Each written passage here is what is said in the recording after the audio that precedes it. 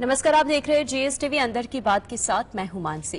Gujarat ATS ने ISIS के सक्रिय ग्रुप से जुड़े 4 लोगों को अरेस्ट किया है। छापेमारी के दौरान कई प्रतिबंधित चीजें मिली है।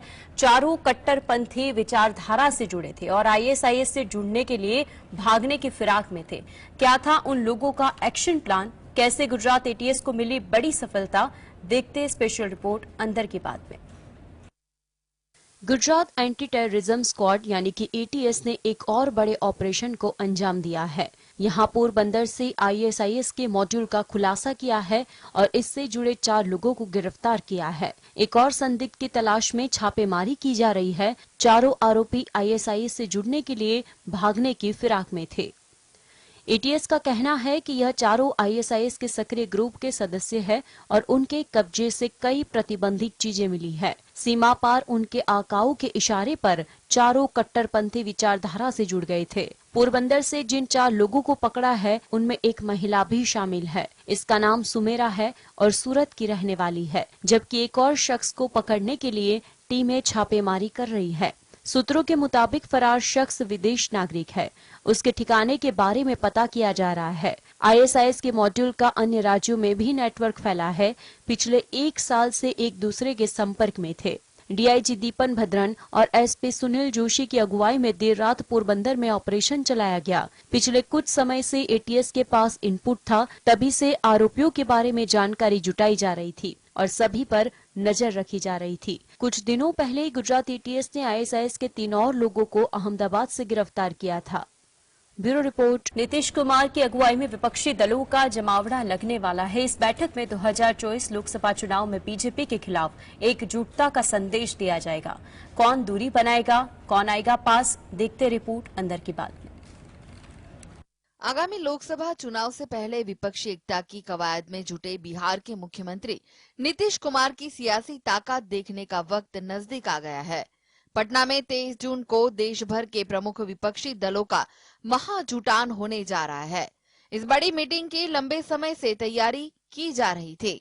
खुद नीतीश कुमार ने विपक्ष के बड़े नेताओं के पास जाकर मुलाकातें की और एकजुट होने का दम भरा है। बैठक में 15 दल शामिल होंगे और 5 राज्यों के मुख्यमंत्रियों की सहभागिता होगी। इससे पहले संसद के उद्घाटन कार्यक्रम में 21 दलों ने बॉयकॉट का ऐलान किया था। वही अब विपक्ष की बैठक से BRS, Baspa, BJD, YSR Congress, शियद Subhaspa, Bijad, AIMIM, JDS, Lojpa, TDP के दूरी बनाए जाने के संकेत है। लोकसभा चुनाव 2024 से पहले इस मीटिंग के बड़े सियासी मायने निकाले जा रहे हैं।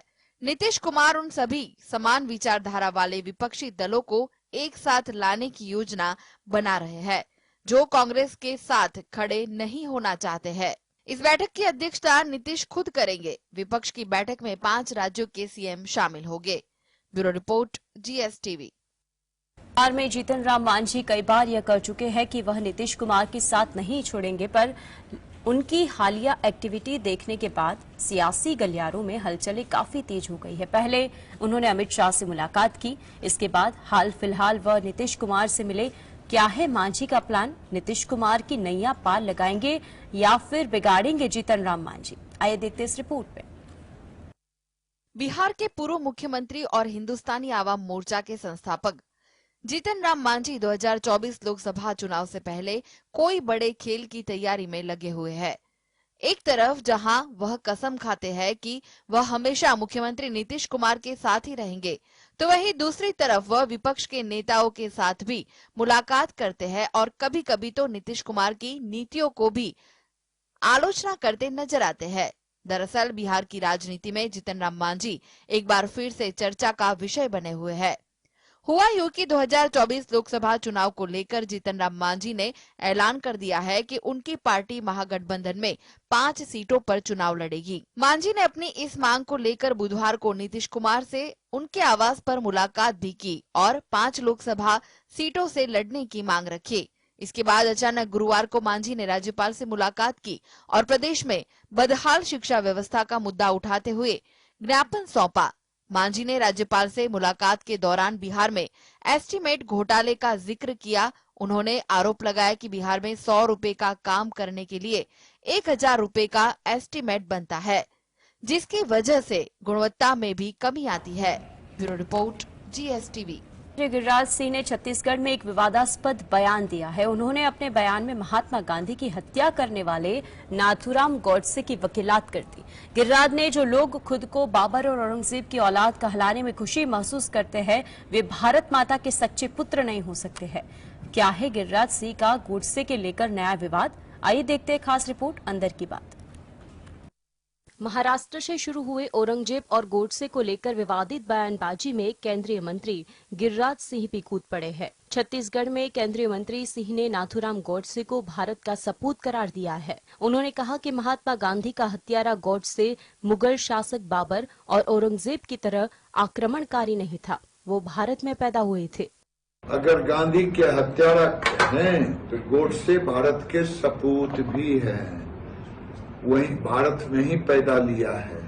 औरंगजेब और बाबर की तरह आक्रांता नहीं है, और जिसको बाबर का औलाद कहलाने में खुशी महसूस होता है, वो कम से कम भारत माता का सही सपूत नहीं हो सकता।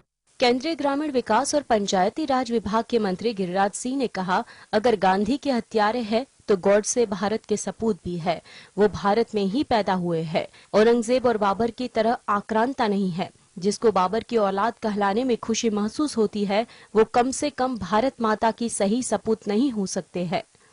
वहीं राज्यसभा सांसद कपिल सिब्बल ने भी ट्वीट कर गिरिराज सिंह को घेरा है। उन्होंने लिखा, गिरिराज सिंह, गॉडसे भारत का सपूत हत्यारा, मुगलों के विपरीत भारत में पैदा हुआ। इस कथन से कई लोग आपको भारत का योग्य पुत्र नहीं कह सकते हैं। हत्यारों को उनके मूल से अलग नहीं किया जा सकता है। आशा है कि PM और अमित शाह इस बयान की निंदा करें।